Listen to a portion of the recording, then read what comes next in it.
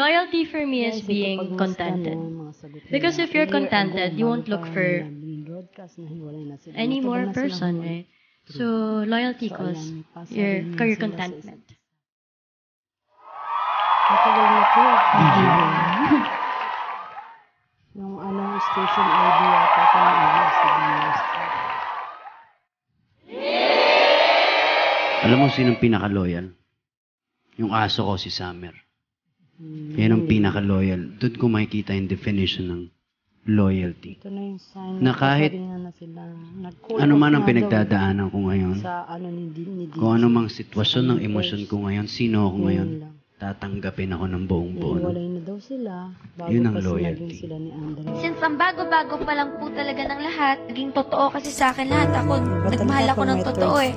Hindi ko yun malelet go agad-agad. Basta kami po, paninindigan namin, hiwalay na po talaga sina Catherine Bernardo at Daniel Padilla. At yan naman po ay nanggaling sa bibig mismo ng ina ni Daniel Padilla.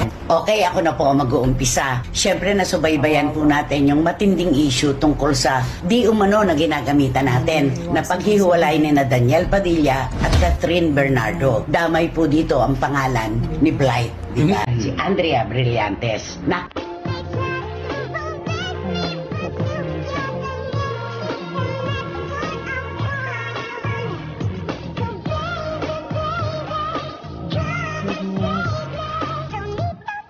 Ay, nako, Lord.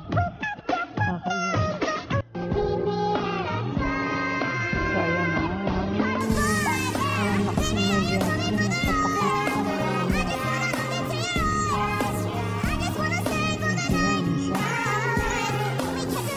Parang I felt so lost early this year.